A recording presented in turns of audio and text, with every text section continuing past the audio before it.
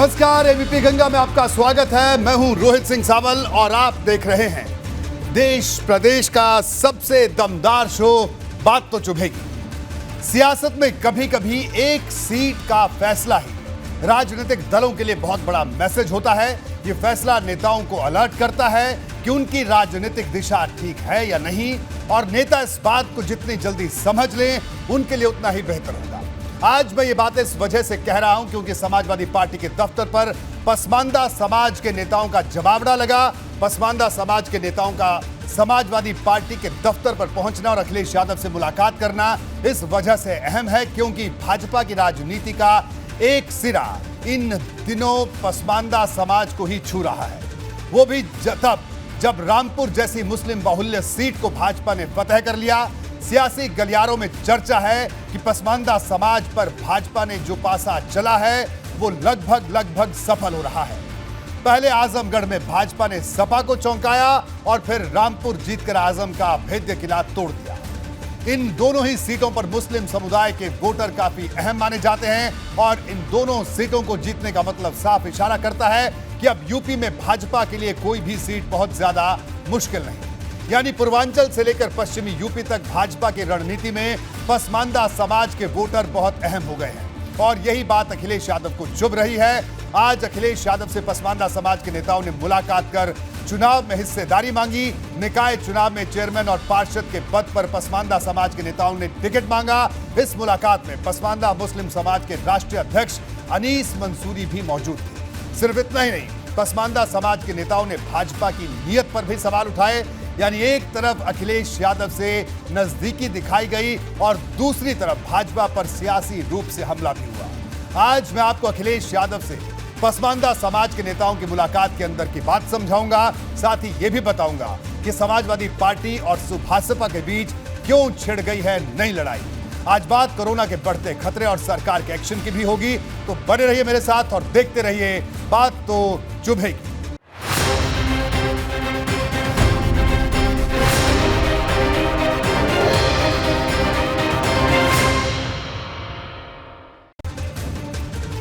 Samajwadi party की cycle में जो दो पहिए हैं उसमें एक पहिया यादव समाज का और दूसरा मुस्लिम समाज का माना जाता है। हाल ही में हुए विधानसभा चुनाव के नतीजों ने इस बात को और मजबूती दी, लेकिन रामपुर से आए विधानसभा उपचुनाव के नतीजे ने अखिलेश यादव के सामने परेशानी खड़ी कर दी है क्योंकि मुस्लिम बाहुल्य इस सीट पर समाजवादी पार्टी का हारना कई बड़े सवाल उठाता है। मोटे तौर पर दो सवाल सबसे अहम है। पहला, क्या मुस्लिम समाज पर से समाजवादी पार्टी की पकड़ कमजोर हो रही है, और दूसरा, क्या भाजपा का मिशन पसमानदा सफल हो रहा है। आज जब सपा दफ्तर पर अखिलेश यादव की पसमानदा समाज के नेताओं से मुलाकात हुई तो यूपी की सियासत में मुस्लिम वोट बैंक की राजनीति फिर चर्चा में आ गई।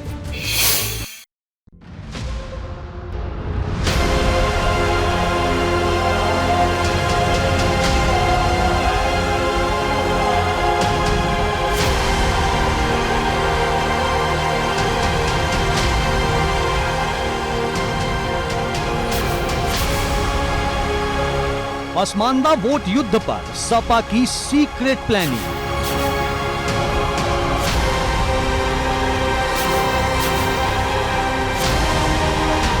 मुस्लिम नेताओं की अखिलेश से बंद कमरे में मुलाकात।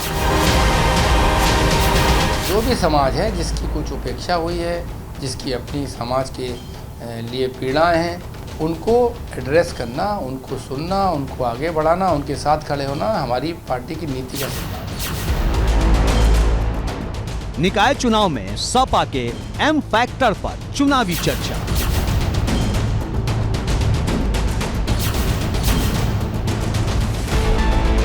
भाजपा के मिशन पसमानदा पर साइकिल का रास्ता रोको अभियान। आज कोई भी समाज अखिलेश यादव के बहलावे में, उकसावे में अब नहीं फंसने वाला है। अब ये वोट बैंक की पॉलिटिक्स उत्तर प्रदेश से समाप्त हो चुकी है। रामपुर में करारी हार, अब पसमानदा पर प्यार।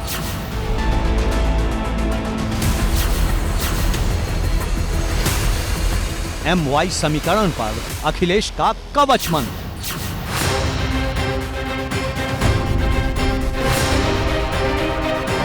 बात तो चुभेगी। जुलाई के महीने में हैदराबाद में भाजपा राष्ट्रीय कार्य समिति की बैठक हुई थी उसी बैठक से पीएम मोदी ने पसमानदा मिशन का आगाज किया था।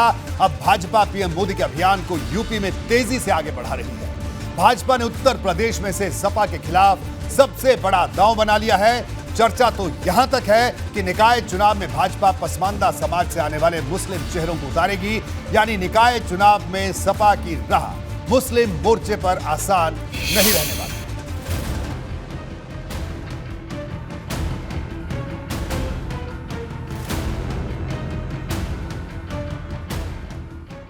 यूपी के अलग अलग शहरों में हो रहा भाजपा का पसमानदा सम्मेलन अखिलेश यादव और पूरी समाजवादी पार्टी को चुभ रहा है।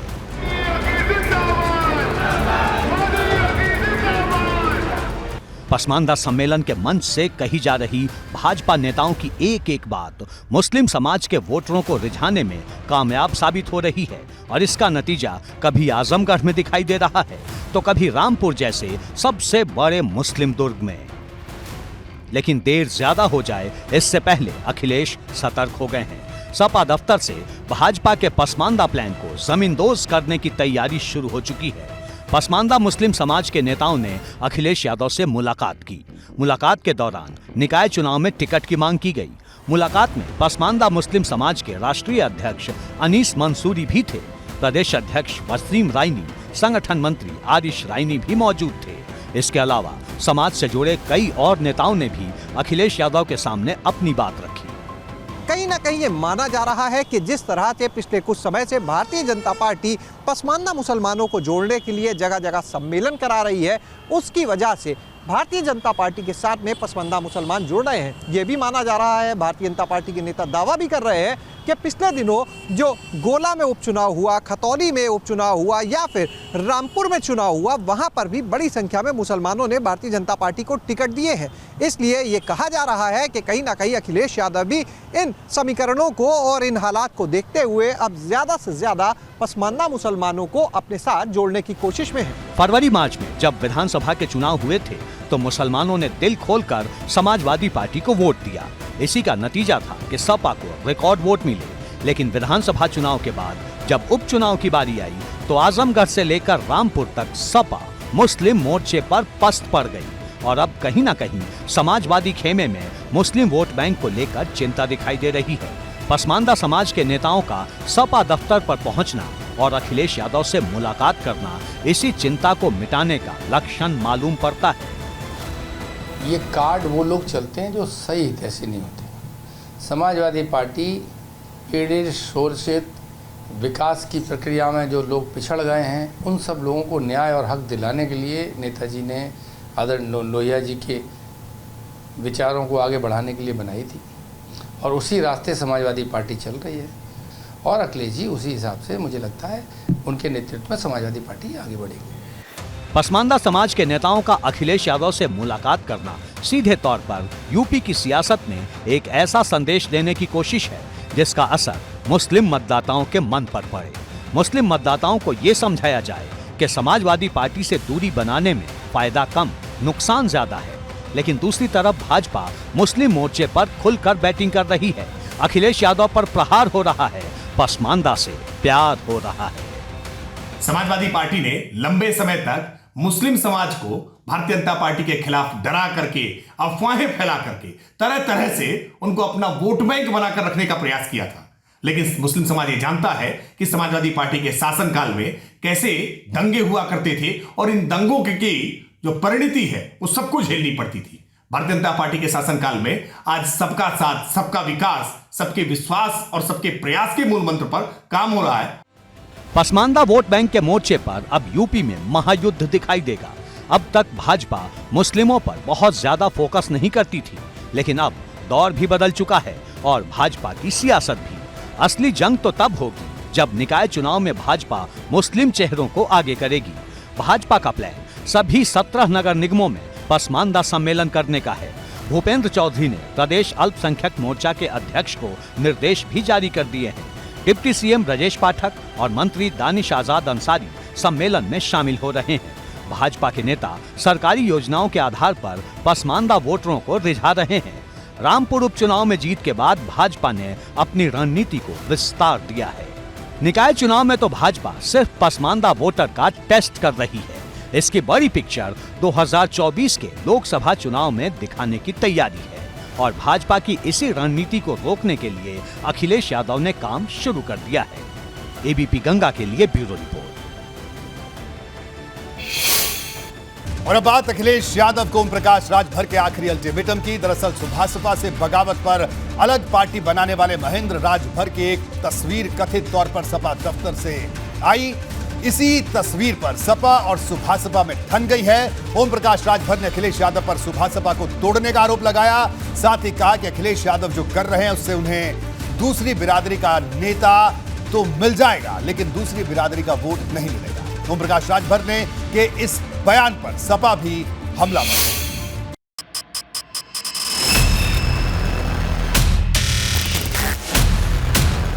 ट्वीट के जरिए सामने आई इन तस्वीरों ने सुभाषपा और समाजवादी पार्टी के बीच टकराव बढ़ा दिया है। अखिलेश यादव जी जो काम कर रहे हैं बहुत अच्छा कर रहे हैं और ये मैं कह रहा हूं कि आने वाले दिनों में अखिलेश यादव जी नोट कर लेना, आपको दूसरी बिरादरी के नेता आपके साथ हो सकते हैं लेकिन वोटर नहीं रहेगा जो काम आप कर रहे हो। सुभाषपा के राष्ट्रीय महासचिव अरुण राजभर की ओर से ट्वीट की गई इन तस्वीरों पर जुबानी जंग क्यों छिड़ी है, उसे तस्वीर दर तस्वीर समझिए। पहली तस्वीर में सपा दफ्तर के अंदर दाखिल होती कार में उदयवीर सिंह नजर आ रहे हैं, जबकि अगली ही तस्वीर में सपा नेता उदयवीर सिंह सुभाषपा से बगावत कर अलग राह अपनाने वाले त्रिवेणी राम से मुखातिब हैं। अब एक और तस्वीर देखिए। इस तस्वीर में कभी सुभाषपा के उपाध्यक्ष रहे और अब सुहेलदेव स्वाभिमान पार्टी के अध्यक्ष महेंद्र राजभर कंबल ओढ़े नजर आ रहे हैं। महेंद्र राजभर की इसी तस्वीर पर ओपी राजभर का दावा है कि सुभाषपा को तोड़ने के लिए अखिलेश यादव ने साजिश रची और अब सुभाषपा से अलग हुए नेताओं से मिलकर नई साजिश की रणनीति बनाई जा रही है। दगे हुए कारतूस हैं, ये सब दगे हुए कारतूस हैं। ये दगे हुए कारतूस इकट्ठा करके उमन के दोनों भरवा बोलबे न करी, चलेगी नहीं, फुसफुसा जाएगी, कुछ नहीं। देखिए धीरे धीरे हमको अंदाज है कि 50 लाख रुपया अखिलेश यादव दे चुके। किसको? हमारे विरोधियों को, दगे कारतूसों को दे चुके। पूरे प्रदेश के नेता, पूरे प्रदेश के विधायक, पूरे प्रदेश के सांसद, पूरे प्रदेश की ताकत मैनपुरी में लगी थी, जीत गए। 24 आवत है ना। अब जे लड़जे गल प्रचार करे चंदौली से मैनपुरी, तो मैनपुरी जाई।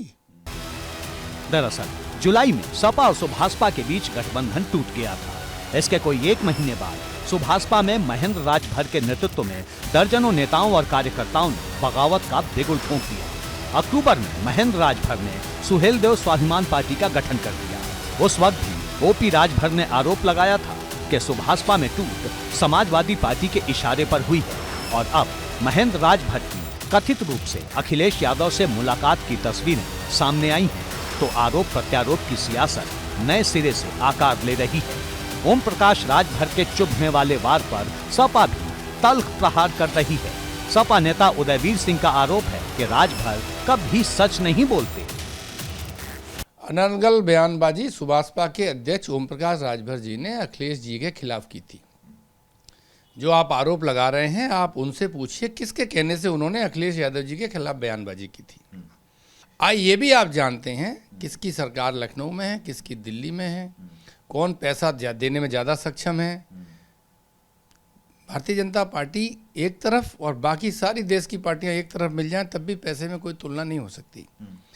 तो लेना देना कौन करता है, कौन दे सकता है, ये सब जानते हैं। राजनीतिक व्यक्तियों को का मिलना जुलना राजनीति में होता आया है, होता रहेगा। सपा और सुभाषपा में जारी वार पलटवार के बीच एक और वीडियो सामने आया है। ये वीडियो भी सुभाषपा के राष्ट्रीय महासचिव अरुण राजभर ने ट्वीट किया है। वीडियो में अरुण राजभर खुद वीडियो बनाते हुए महेंद्र राजभर से सपा दफ्तर जाने पर सवाल कर रहे हैं। हालांकि वीडियो में महेंद्र राजभर कह रहे हैं कि वो सपा दफ्तर नहीं गए थे। तो ये बताइए कि सपा कार्यालय में आप नहीं गए थे? नहीं, हम नहीं गए। क्यों नहीं गए थे ये बताइए। अरे भाई हम अपने काम से हम यहाँ सपा आपका कार्यालय कौन क्या करने सपा गए? कार्यालय में कौन सा काम हम सपा कार्यालय कहाँ गए थे कि सपा कार्यालय में त्रिवेणी हमारा राम कोई मतलब है? आपको लेकर के सपा कार्यालय में राम गए थे? अपने काम से सपा के वो हैं, सपा में अपने काम से गए होंगे सपा कार्यालय, हमसे क्या मतलब है? आप सतवा दिखाई दे रहे थे। किसके? आपका वही जुतवा है जो हम फोटोवा में वो बनाए हैं। गलत बता रहे हैं आप। आपका यही कोटिया है जिसमें हम बनाए हैं। वो गलत बता रहे हैं आप। सपा और सुभाषपा के बीच जारी जुबानी जंग में अब सुहेलदेव स्वाभिमान पार्टी भी कूद गई है। आरोप है कि सुभाषपा और उसके नेता झूठ बोल रहे हैं और मीडिया में चर्चा में बने रहने के लिए और चर्चा में आ जाने के लिए किसी नेता के ऊपर उंगली उठाना यह शुद्ध रूप से साबित करता है कि सरासर भारतीय झूठ पार्टी जो है आपकी, और भारतीय झूठ पार्टी के आप लोग प्रवक्ता और नेता बने हुए हैं। जाहिर है तस्वीरों और वीडियो के जरिए सुभाषपा ने सियासत का चैप्टर खोला है। उस पर सियासी संग्राम फिलहाल थमने वाला नहीं। एबीपी गंगा के लिए लखनऊ से वीरेश पांडे के साथ ब्यूरो रिपोर्ट। और अब बात सपा और भाजपा नेताओं के बीच चुभने वाले ट्विटर वॉर की। बीते कुछ दिनों से भाजपा के यूपी प्रवक्ता राकेश त्रिपाठी की सपा के साथ सियासी बहस चल रही थी। राकेश त्रिपाठी के कई ट्वीट पर समाजवादी पार्टी की तरफ से सीधी प्रतिक्रिया आई। कई बार तो भाषा की मर्यादा को लांघ दिया गया, लेकिन अब ये लड़ाई ट्विटर से निकलकर कोर्ट की दहलीज तक पहुंच गई है। राकेश त्रिपाठी ने अखिलेश यादव और नरेश उत्तम पटेल के खिलाफ एमपी एमएलए कोर्ट में परिवाद दाखिल किया है। भाजपा प्रवक्ता ने दोनों के खिलाफ क्रिमिनल कंप्लेंट दर्ज करवाई।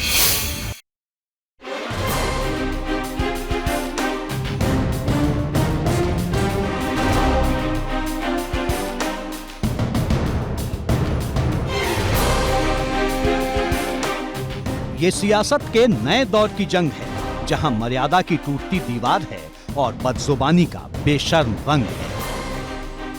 ट्विटर पर समाजवादी पार्टी ने मीडिया सेल के नाम से एक पेज बनाया है, जिसके कवर पर अखिलेश यादव की तस्वीर है और डीपी पर समाजवादी पार्टी का साइकिल वाला लोगो। लेकिन आप जब इस ट्विटर पेज को पढ़ेंगे तो शब्दों की मर्यादा टूटती हुई दिखाई देगी। भाजपा के नेताओं के ट्वीट को रीट्वीट करते हुए इस ट्विटर हैंडल से जो कुछ लिखा जाता है वो बेहद चुभने वाला है। वैसे तो भाजपा के करीब हर नेता के ट्वीट पर इस ट्विटर हैंडल से जवाब दिया जाता है, लेकिन राकेश त्रिपाठी को इस ट्विटर हैंडल से ऐसे ऐसे शब्द कहे गए कि राकेश त्रिपाठी अदालत तक पहुंच गए। राकेश त्रिपाठी ने सपा अध्यक्ष अखिलेश यादव और सपा के प्रदेश अध्यक्ष नरेश उत्तम पटेल के खिलाफ एमपी एमएलए कोर्ट में परिवाद दाखिल किया है।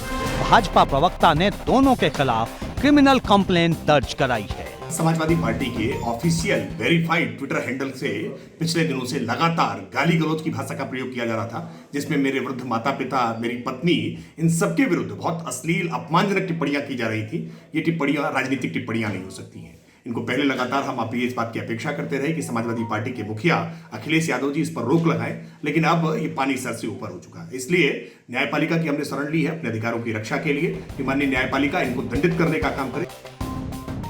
सितंबर के महीने से ही राकेश त्रिपाठी और सपा के इस ट्विटर पेज पर वॉर चल रहा है। राकेश त्रिपाठी जो भी ट्वीट करते हैं, सपा के इस ट्विटर पेज से उसे रीट्वीट किया जाता है और पलटवार करते हुए ऐसी बातें लिखी जाती हैं जो सियासत में शब्दों की मर्यादा को लांघती हुई दिखाई देती है। सिर्फ राकेश त्रिपाठी ही नहीं, भाजपा के कई प्रवक्ताओं के ट्वीट पर इसी तरह प्रतिक्रिया दी जाती है। लेकिन ट्विटर से शुरू हुई ये जंग अब अदालत तक पहुंच गई है और राकेश त्रिपाठी ने सीधे सीधे अखिलेश यादव के खिलाफ मोर्चा खोल दिया है। इस प्रकार के अपमानजनक लेख मेरे विरुद्ध और हमारी पार्टी के अन्य नेताओं के विरुद्ध भी लिखे जा रहे हैं। ऐसी बातें राजनीति में स्वीकार्य नहीं हो सकती हैं। मैं अपने अधिकारों की रक्षा के लिए माननीय न्यायालय की शरण में गया हूं। ऐसा नहीं कि समाजवादी पार्टी की तरफ से भाषा को लेकर कभी खेद जताया गया, बल्कि समाजवादी पार्टी मानती है कि अब सियासी हमलों का जवाब इसी अंदाज में दिया जाएगा। तभी तो राजकुमार भाटी ने ट्विटर पर लिखा, राकेश भाई, लगता है आपकी खुजली की बीमारी लाइलाज हो चुकी है। आपको चैन नहीं पड़ता मीडिया सेल की खुराक लिए बिना। मैंने आपका ट्विटर अकाउंट चेक किया, एक भी ट्वीट ऐसा नहीं मिला जिसमें मर्यादित भाषा का प्रयोग किया गया हो। आप जैसों का इलाज वही हो सकता है। यानी सपा का मानना है कि उसके ट्विटर हैंडल से जो कुछ भी हो रहा है वो सही है, लेकिन अब ये मामला अदालत पहुंच गया है और फैसला कोर्ट को करना है। एबीपी गंगा के लिए ब्यूरो रिपोर्ट। और अब बात करते हैं निकाय चुनाव की, जिसकी अधिसूचना जारी करने पर कोर्ट का स्टे जारी है। आज लगातार तीसरे दिन इलाहाबाद हाई कोर्ट की लखनऊ बेंच में ओबीसी आरक्षण के मामले पर सुनवाई होनी थी, लेकिन यह सुनवाई टल गई। अब शुक्रवार को इस मामले में सुनवाई होगी। आज से पहले 20 और 21 दिसंबर को भी कोर्ट ने दोनों पक्षों की दलीलों को सुना था, लेकिन मामला इतना उलझा हुआ है कि लगातार 2 दिन की सुनवाई में भी कोई समाधान नहीं निकल पाया।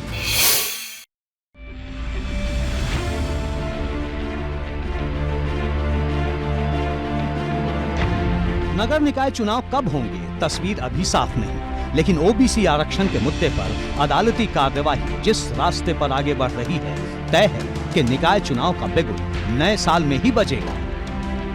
ओबीसी आरक्षण के मुद्दे पर हाई कोर्ट में लगातार तीसरे दिन सुनवाई समाधान के रास्ते पर आगे नहीं बढ़ सकी। तीसरे दिन हाई कोर्ट में सुनवाई अगले दिन के लिए टल गई। अब ओबीसी आरक्षण को लेकर हाई कोर्ट में शुक्रवार यानी 23 दिसंबर को फिर से सुनवाई होगी।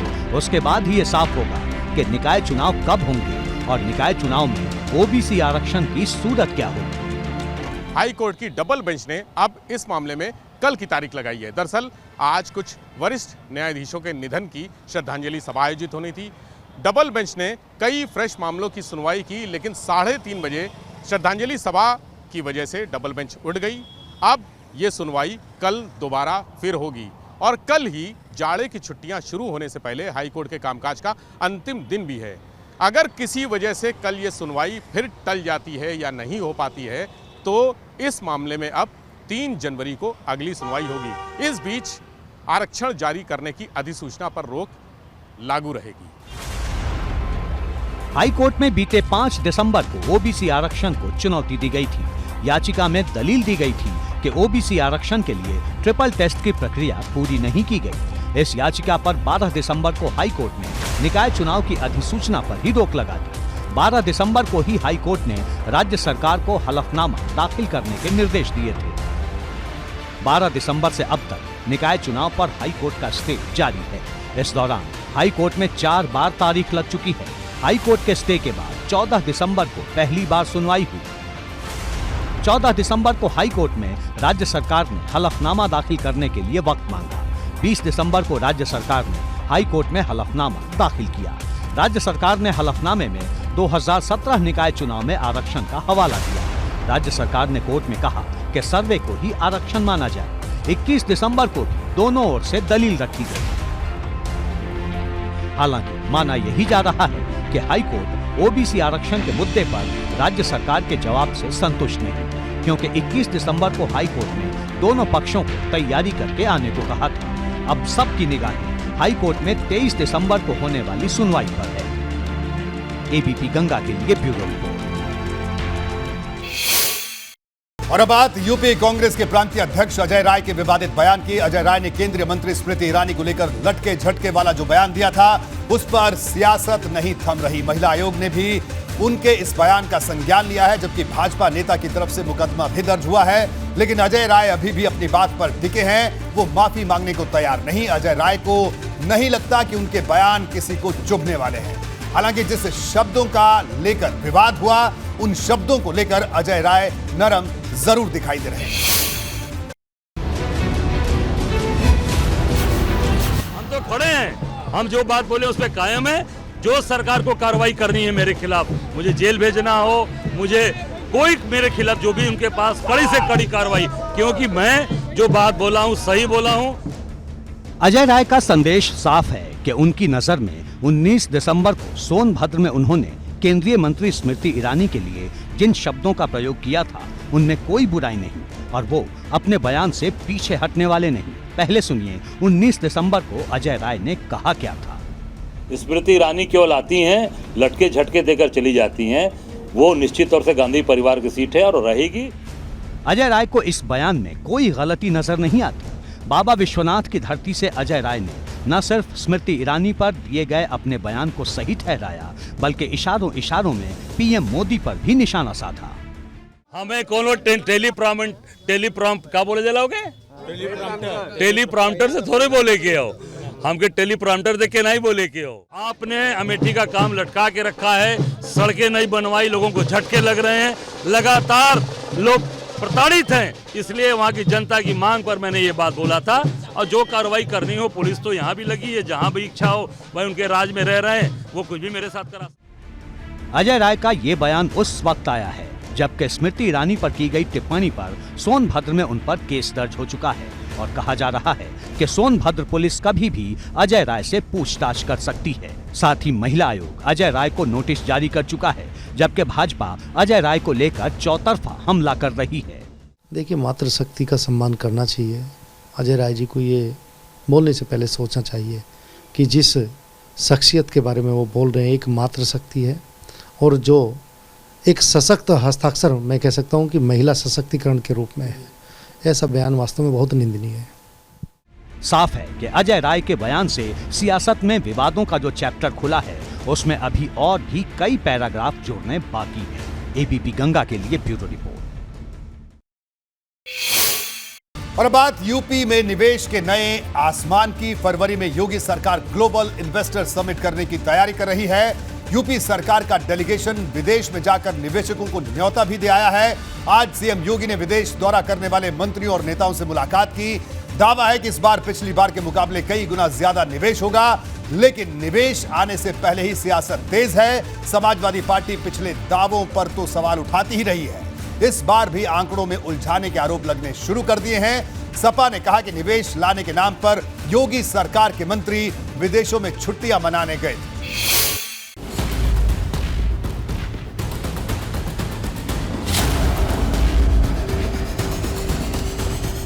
निवेश को बढ़ावा देने के लक्ष्य के साथ योगी सरकार के मंत्रियों की विदेशी उड़ान पर सियासत में घमासान छिड़ा है।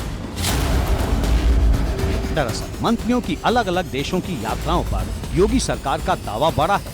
सरकार का दावा है कि मंत्रियों के विदेश यात्राओं से 6,72,800 करोड़ रुपए के निवेश प्रस्ताव मिले हैं। अकेले अमेरिका से ही 4 लाख करोड़ के निवेश के प्रस्ताव आए हैं। मेरे को यूएसए जाना था, अमेरिका, तो वहाँ पे न्यूयॉर्क और ये सैन फ्रांसिस्को गए, और वहाँ पे जो अब की यार मैंने देखा, मैं 2018 में भी पहले गया था, मगर अब की यार जो देखा तो एक माहौल बदला हुआ था उत्तर प्रदेश के प्रति। और अब की बार हमें कम आग्रह करना पड़ रहा था, वहाँ से निवेशकों का आग्रह या आवेदन ज़्यादा थे हमारे पास। और मैं इतना ही कह सकता हूँ कि जो एक संदेश वहाँ से मिला है, तो उत्तर प्रदेश इस समय भारत का नंबर 1 डेस्टिनेशन इन्वेस्टमेंट का बन गया है। विदेशी निवेश को लेकर उत्तर प्रदेश की भाजपा सरकार की ओर से किए जा रहे इसी दावे पर समाजवादी पार्टी ने सवाल उठाया है।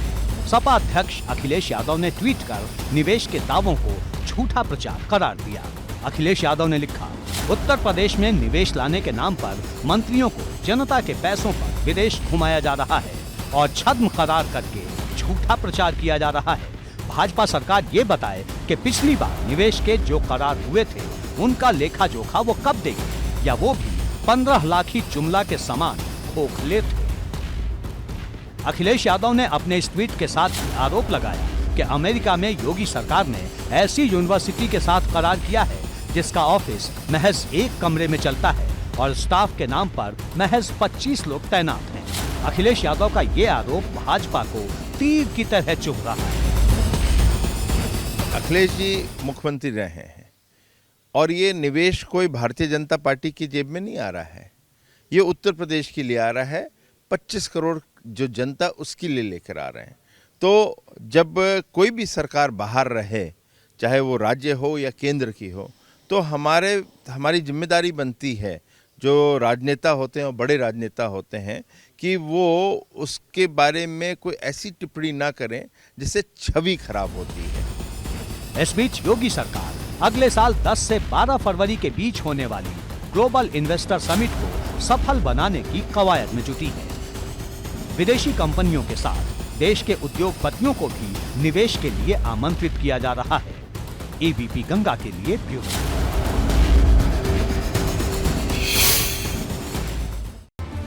और अब बात कोरोना के बढ़ते खतरे की। हर किसी के मन में यही डर है कि क्या कोरोना फिर से पहले जैसी तबाही मचाएगा, क्या फिर देश में लॉकडाउन लग जाएगा और क्या चौथी लहर फिर से सांसों पर पहरा लगा देगी। इस डर के बीच आज स्वास्थ्य मंत्री ने संसद के दोनों सदनों में ताजा हालात बताए। स्वास्थ्य मंत्री ने कहा कि कोरोना से निपटने की तैयारी जरूरी है। केंद्र की तरफ से कहा गया कि त्योहारों पर राज्य सरकारों को सतर्क रहने को कहा जाए। इस बीच स्वास्थ्य मंत्री की चिट्ठी पर भारत जोड़ो यात्रा निकाल रहे राहुल गांधी ने हमला किया। राहुल गांधी ने कहा सरकार ने यात्रा रद्द करवाने के लिए नया आइडिया निकाला है।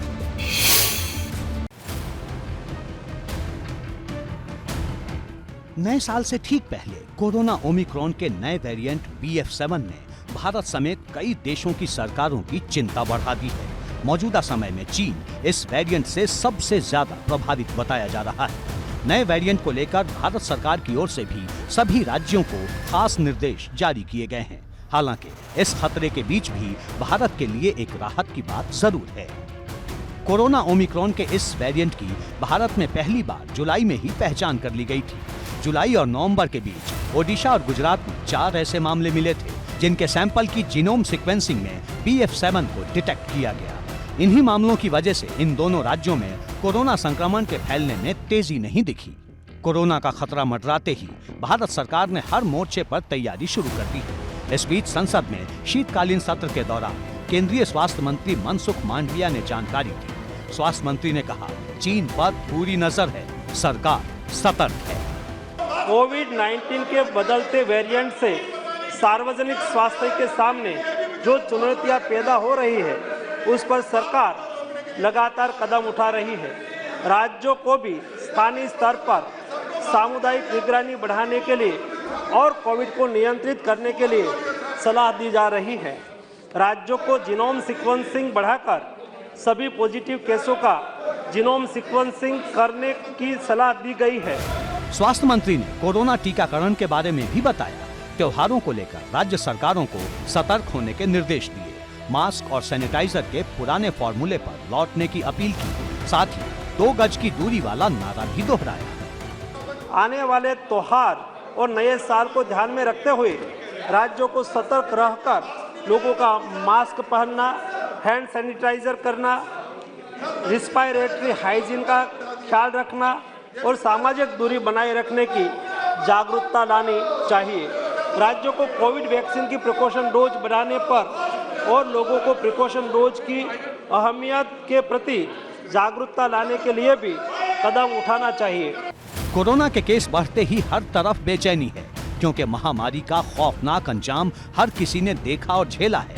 दुनिया के दूसरे देशों में अभी जो स्थिति है वो बेहद डराने वाली है। चीन में रोजाना 15 से 20 हजार मरीज सामने आ रहे हैं, जबकि 2 से 3 हजार लोगों की रोजाना जान जा रही है।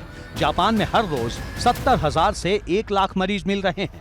दक्षिण कोरिया में नए मरीजों की संख्या 87 हजार है। फ्रांस में एक दिन में ही 71 हजार से ज्यादा मरीज मिल रहे हैं, जबकि जर्मनी में नए मरीजों की संख्या 50 से 60 हजार है। अमेरिका, ताइवान, हांगकांग, पेरू और रूस भी कोरोना की चपेट में है।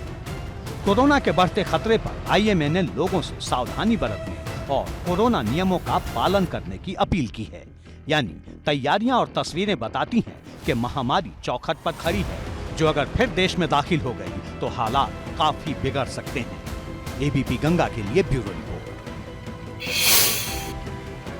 कोरोना की चौथी लहर ने ऐसे समय में दस्तक देना शुरू की है जब नया साल करीब है। सिर्फ हिंदुस्तान ही नहीं, पूरी दुनिया में कोरोना को लेकर चिंता बढ़ गई है। चीन और जापान से जो आंकड़े आ रहे हैं कोरोना के नए वेरिएंट को लेकर, भारत सरकार की ओर से सभी राज्यों को खास निर्देश जारी किए गए हैं। आज दिल्ली से लेकर लखनऊ तक कोरोना के खतरे पर बैठक हुई। पीएम मोदी ने जहां अधिकारियों के साथ समीक्षा बैठक की, तो लखनऊ में सीएम योगी ने टीम 9 के साथ बैठकर जरूरी दिशा निर्देश दिए।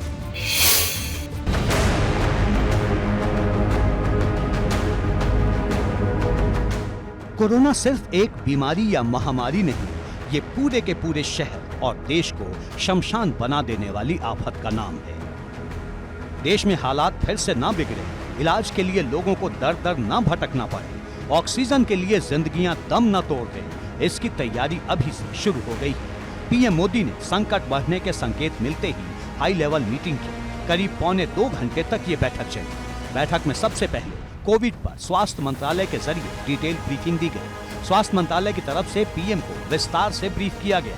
विशेषज्ञों ने कोविड-19 पर भारत और चीन समेत अन्य देशों की स्थिति में फर्क को स्पष्ट किया।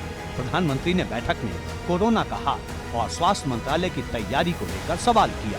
माना जा रहा है कि कोविड को लेकर नए दिशा निर्देश जारी किए जा सकते हैं, जिनमें मास्क लगाना अनिवार्य किया जा सकता है।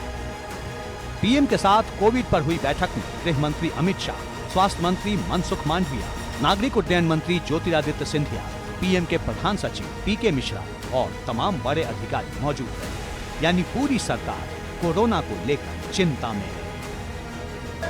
इस वैश्विक महामारी के नियंत्रण के लिए हम संकल्पित हैं और इसके लिए सभी आवश्यक कदम उठाए जा रहे हैं। मैं सदन के सभी साथियों से सरकार के इन प्रयासों में सहयोग चाहता हूं। सभी माननीय सदस्य लोगों के बीच में जागरूकता लाए कि वैश्विक महामारी अभी पूरी तरह से खत्म नहीं हुई है और हमें कोविड वैक्सीन का प्रिकॉशन डोज लगाने के उपरांत सभी को सतर्क रहकर कोविड प्रोटोकॉल का पालन करना चाहिए। जितनी चिंता केंद्र सरकार को है, उतनी ही चिंता राज्य सरकारों को भी है। दिल्ली के सीएम अरविंद केजरीवाल ने इमरजेंसी मीटिंग बुलाई। यूपी के सीएम योगी आदित्यनाथ ने कोरोना को लेकर टीम 9 के साथ बैठक की। महाराष्ट्र में विदेशों से आने वाले सभी यात्रियों की थर्मल टेस्टिंग शुरू हो गई है। झारखंड के मंत्री ने कहा, सरकार पूरी तरह से गंभीर और राज्य अलर्ट पर है। उत्तराखंड के सीएम पुष्कर सिंह धामी ने कहा, कोविड से निपटने के लिए हमने सभी निर्देश जारी कर दिए हैं। इस राज्य में कोई चिंता की स्थिति नहीं है। दुनिया के दूसरे राष्ट्रों में इस प्रकार की पैनिक की स्थिति क्रिएट हुई है, तो चूंकि हवाई यातायात के माध्यम से दुनिया के यात्री हमारे यहाँ आते हैं, तो हमने अपने राज्य में इसकी चिंता करने के लिए कहा है, अलर्ट रहने के लिए कहा है, भीड़ भाड़ वाले इलाकों में संदिग्ध मरीज की जांच करने के लिए कहा है और अस्पतालों में बेड आरक्षित करें, ऑक्सीजन प्लांट्स हमारे चलते रहें और वेंटिलेटर्स, सारे जो हमारे पैरामीटर्स हैं कोविड प्रोटोकॉल के, उनका पालन करें। हालात नाजुक हैं क्योंकि समस्या बहुत बड़ी है। सीएम योगी ने टीम 9 के साथ बैठक करके जरूरी दिशा निर्देश दिए हैं। बैठक के बाद सीएम योगी ने ट्वीट किया, प्रिय प्रदेशवासियों, बच्चों, बुजुर्गों व गंभीर रोग से ग्रसित लोगों का विशेष ध्यान रखें। भीड़ भाड़ वाले सार्वजनिक स्थलों पर मास्क के प्रति लोगों को जागरूक करें। यूपी सरकार द्वारा कोरोना संक्रमण की रोकथाम हेतु सभी संभव प्रयास निरंतर जारी है। आपकी सुरक्षा हमारी शीर्ष प्राथमिकता है। विभिन्न देशों में कोरोना संक्रमण फिर से बढ़ने का समाचार प्राप्त हो रहा है। कोरोना के खतरे पर बैठकों का दौर तेज है। हालात फिर से इतिहास को आंखों के सामने ला रहा है और अगर फिर से कोरोना विकराल हुआ तो बहुत बड़ा नुकसान हो सकता है। एबीपी गंगा के लिए ब्यूरो रिपोर्ट। कोरोना अगर बेलगाम होता है तो कैसी तबाही मचा सकता है, ये हर किसी को पता है। यही वजह है कि लोग हो या फिर सरकार, हर कोई अलर्ट है। कई दफ्तरों में अभी से मास्क और 2 गज की दूरी का पालन शुरू हो चुका है। तो दिल्ली समेत अलग अलग एयरपोर्ट पर रैंडम सैंपलिंग शुरू कर दी गई है। सबसे ज्यादा मुस्तैदी उन पर्यटन स्थलों पर बरती जा रही है जहां विदेशों से लोग घूमने पहुंच रहे हैं। डर इसी बात का है कि कहीं एक छोटी सी गलती करोड़ों लोगों की जिंदगी पर संकट पैदा ना कर दे।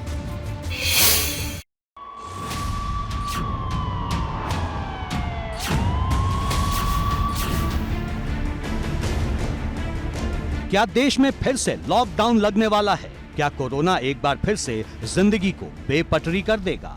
इन सवालों का जन्म चीन से सामने आ रही तस्वीरों को देखने के बाद हो रहा है। दुनिया भर में कोरोना के केस अचानक बढ़े हैं। चीन में तो कोरोना को लेकर हाहाकार मचा हुआ है। कोरोना के नए नए वेरिएंट अब भी आ रहे हैं। सरकार ने भी वार्न किया है कि अभी कोरोना महामारी खत्म नहीं हुई है, लोग सतर्क रहें। इस बीच दिल्ली एयरपोर्ट पर रैंडम सैंपलिंग शुरू हो चुकी है। अगर बात करें तो जिस तरीके से केंद्रीय स्वास्थ्य मंत्री मनसुख मंडाविया ने भी आज लोकसभा और राज्यसभा दोनों जगहों पे कोरोना की स्थिति को लेकर के बयान दिया है और कहा है कि फिलहाल भारत में स्थिति चिंताजनक नहीं है। चीन में जो स्थिति है उस पर लगातार भारत नजर रख रहा है और इसके साथ साथ सभी राज्यों को ये आदेश भी दिया गया है कि सभी राज्य त्योहारों को देखते हुए, खासतौर से क्रिसमस ईव और न्यू ईयर ईव को देखते हुए कोविड जो प्रोटोकॉल है उसका पालन करवाएं और जो कोविड की गाइडलाइंस हैं उन नियमों का पालन करते हुए सोशल डिस्टेंसिंग, मास्क और सैनिटाइजर का उपयोग ज़्यादा से ज़्यादा बढ़ाएं और पब्लिक अवेयरनेस करें जिससे कि कोरोना की रोकथाम की जा सके। सिर्फ दिल्ली ही नहीं, यूपी में भी विदेशी यात्रियों की रैंडम सैंपलिंग शुरू कर दी गई है। यूपी सरकार ने साफ कहा है कि चीन, जापान, अमेरिका, कोरिया और ब्राजील समेत कोरोना प्रभावित देशों से लौटने वालों की एयरपोर्ट पर जांच होगी। पॉजिटिव मिलने वाले व्यक्ति के संपर्क में आए 50 लोगों की भी जांच कराई जाएगी। इस राज्य में कोई चिंता की स्थिति नहीं है। दुनिया के दूसरे राष्ट्रों में इस प्रकार की पैनिक की स्थिति क्रिएट हुई है, तो चूंकि हवाई यातायात के माध्यम से दुनिया के यात्री हमारे यहाँ आते हैं, तो हमने अपने राज्य में इसकी चिंता करने के लिए कहा है, अलर्ट रहने के लिए कहा है, भीड़ भाड़ वाले इलाकों में संदिग्ध मरीज की जांच करने के लिए कहा है और अस्पतालों में बेड आरक्षित करें, ऑक्सीजन प्लांट्स हमारे चलते रहें और वेंटिलेटर्स, तो सारे जो हमारे पैरामीटर्स हैं कोविड प्रोटोकॉल के, उनका पालन। भारत में कोरोना की रफ्तार फिलहाल सुस्त है, लेकिन कोरोना को हल्के में लेने की भूल कभी नहीं की जा सकती, वो भी तब जब पड़ोस के देश में कोरोना से त्राहिमाम मचा हो। ताजमहल घूमने आए विदेशी पर्यटकों को लेकर आगरा प्रशासन सतर्क हो चुका है। कोरोना के नए वेरिएंट ने पूरे दुनिया में कहीं न कहीं एक पैनिक फैला रखा है। कई सारे देश इस समय ज़बरदस्त चपेट में हैं और यही वजह है कि ताज आने वाले जो भी विदेशी टूरिस्ट हैं उनको बिना RT-PCR टेस्ट के अंदर नहीं जाने दिया जा रहा है। आप देख सकते हैं कि स्वास्थ्य विभाग की टीमें ताजमहल के पूर्वी और पश्चिमी गेट पर लगी हुई हैं और जो आपको जो विदेशी जो टूरिस्ट नज़र आ रहे हैं ये United states of America USA से बिलोंग करते हैं और जैसे ही ये ताजमहल में एंटर करने को हुए स्वास्थ्य विभाग की टीम ने इनको रिक्वेस्ट की। कोरोना का नया वेरिएंट दुनिया भर के लिए चिंता बना हुआ है। तैयारियां अपनी जगह, लेकिन कोरोना का इतिहास बताता है कि जब वो आता है तो सारी तैयारियां धरी की धरी रह जाती हैं। ऐसे में जरूरी है कि लोग सावधान रहें, तभी कोरोना से बचाव संभव है। ABP गंगा के लिए bureau report. Mafia Mukhtar Ansari से मनी लॉन्ड्रिंग केस में ईडी ने लगातार 90वें दिन पूछताछ की। मुख्तार अंसारी से विधायक निधि के इस्तेमाल, जमीनों पर कब्जे के बिंदुओं पर पूछताछ की गई। ईडी की कस्टडी का आज आखिरी दिन था। कल दोपहर 2 बजे के बाद मुख्तार अंसारी को स्पेशल ईडी कोर्ट में पेश किया जाएगा। कल ही मुख्तार अंसारी के बेटे अब्बास अंसारी को भी कोर्ट में पेश किया जाएगा। माना जा रहा है कि मनी लॉन्ड्रिंग केस में ईडी चार्जशीट दाखिल कर सकती है। ईडी की कस्टडी में मुख्तार अंसारी का सवालों से सामना लगातार 9वें दिन भी जारी रहा। सूत्रों के मुताबिक कस्टडी के आखिरी दिन मुख्तार अंसारी से कई सवाल किए गए। मुख्तार अंसारी से पूछा गया, मनी लॉन्ड्रिंग केस में फरार अफशां अंसारी की लोकेशन क्या है? जेल में बंद बसपा सांसद अतुल राय से उसका क्या रिश्ता है? विधायक निधि का दुरुपयोग कैसे किया गया? सरकारी जमीनों पर कब्जा किसकी मिली भगत से हुआ? मुख्तार अंसारी की कंपनी विकास कंस्ट्रक्शन और ससुराल की कंपनी के वित्तीय लेन देन को लेकर भी सवाल किए गए। हालांकि सूत्रों के मुताबिक ईडी की ओर से पूछे जा रहे सवालों पर मुख्तार अंसारी ने कोई सीधा जवाब नहीं दिया। ईडी के हर सवाल पर मुख्तार ने सिर्फ यही कहा कि वो लंबे समय से जेल में है, ऐसे में उसे कुछ मालूम नहीं। और जो सूत्र हैं वो ये जानकारी दे रहे हैं कि पूछताछ में मुख्तार अंसारी कोई खास सहयोग नहीं कर रहा है। वो ज़्यादातर सवालों पर ये जवाब देता है कि वो पिछले 17-18 सालों से जेल में है, इसलिए उसे इन मामलों में ज़्यादा जानकारी नहीं है। तो कल जब ईडी की टीम मुख्तार अंसारी को कोर्ट में पेश करेगी तो इस बात की संभावना जताई जा रही है कि वो कस्टडी रिमांड बढ़ाए जाने की अर्जी दाखिल नहीं करेगी। बीते 9 दिन में ईडी के सवालों पर मुख्तार अंसारी का यही रवैया रहा है। ऐसे में उम्मीद कम ही है कि 23 दिसंबर को कोर्ट में पेशी के दौरान ईडी की ओर से मुख्तार अंसारी की कस्टडी रिमांड बढ़ाने की मांग की जाएगी। शुक्रवार को दोपहर 2 बजे के बाद मुख्तार अंसारी की कस्टडी रिमांड खत्म हो जाएगी। इसके बाद मुख्तार स्पेशल ईडी कोर्ट में पेश किया जाएगा। शुक्रवार को ही मनी लॉन्ड्रिंग केस में जुडिशियल कस्टडी में जेल में बंद मुख्तार अंसारी के बेटे अब्बास अंसारी को कोर्ट में पेश किया जाएगा। माना जा रहा है कि दोनों की पेशी के बाद ईडी मनी लॉन्ड्रिंग केस में अन्य आरोपियों पर एक्शन ले सकती है। एबीपी गंगा के लिए प्रयागराज से मोहम्मद मोइन के साथ ब्यूरो रिपोर्ट।